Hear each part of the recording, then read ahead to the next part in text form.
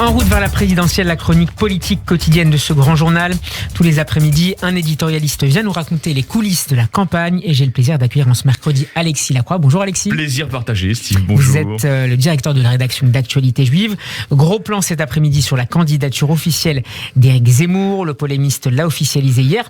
D'abord dans une vidéo postée en ligne avant d'accorder une interview aux 20h de TF1. Alexis, Éric Zemmour se présente comme un homme providentiel face à la décadence, une sorte de Gaulle New Age finalement. Oui, absolument. Alors la mise en scène a été ultra commentée, elle a souvent été d'ailleurs bien commentée, elle s'inspire évidemment des émissions de radio diffusées de l'époque depuis Londres, du général de Gaulle en exil à Londres quand il s'exprimait et qu'il parlait aux Français à la BBC, notamment bien sûr l'appel du 18 juin, mais même pas seulement, la forme même du micro que nous ne pouvons pas restituer à la radio, mais chacun peut-être l'a vu hier, évoquait celle que le général de Gaulle, à cette époque, disons, où il se trouvait avec Raymond Aron dans la France libre, a utilisé pour s'exprimer aux Français. Néanmoins, si vous voulez, je crois que l'esprit d'une époque est parfois résumé par des tweets. Et oui, vous savez, une fois n'est pas coutume, je vais citer un tweet.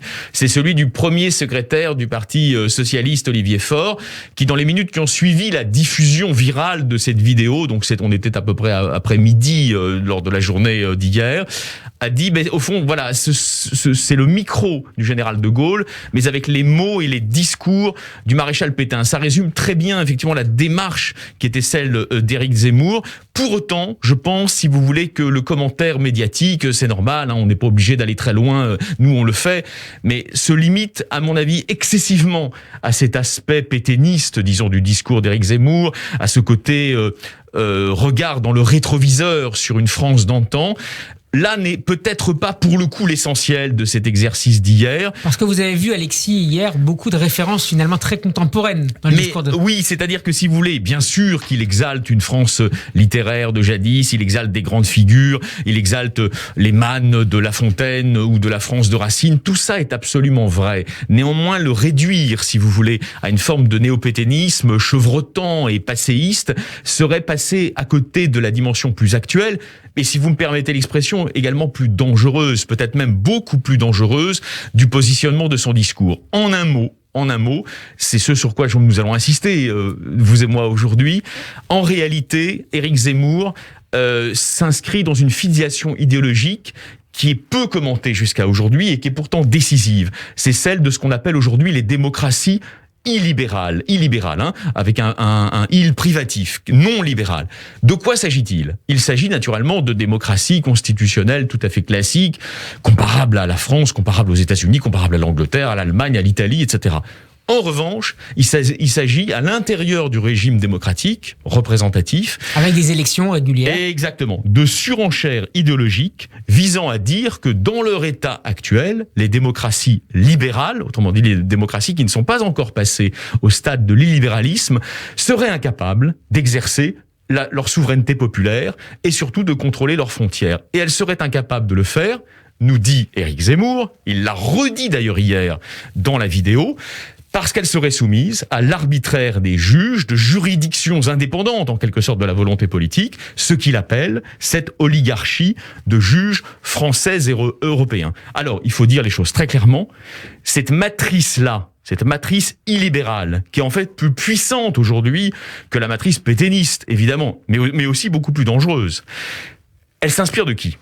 Elle s'inspire d'un homme dont Éric Zemmour est à l'évidence, on va dire, l'émule et peut-être même le disciple sur la scène française. Cet homme, vous le connaissez, Steve, c'est l'actuel président de la Hongrie, absolument, Viktor Orban. Alors, il faut dire un mot de son évolution idéologique. Oui. C'est un homme qui est parti, si vous voulez, des convictions de la dissidence au moment de la chute de l'Union soviétique, au moment de la chute du mur.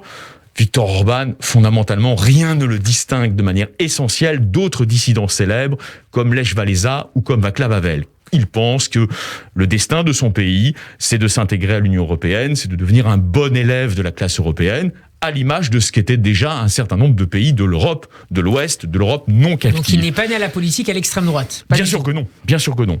2015, bascule absolument fondamentale. On a, vous vous en souvenez, dans un contexte d'ailleurs de pression de la menace terroriste, en l'occurrence du djihad, entre guillemets, ou du néo-djihad de Daesh en territoire européen. Avec la crise des migrants, des réfugiés. On a une très grande, exactement, on a en 2015 une très grande crise des migrants à l'échelle de l'Europe qui annonce probablement d'ailleurs la pression migratoire qui va exister dans les décennies qui viennent. C'est pas anti-républicain de le reconnaître. Et là, Viktor Orban, donc, qui est le vrai maître idéologique de la matrice de Zemmour, switch complètement. Il dit une nation n'est pas une juxtaposition d'individus, mais une communauté qu'il faut fortifier.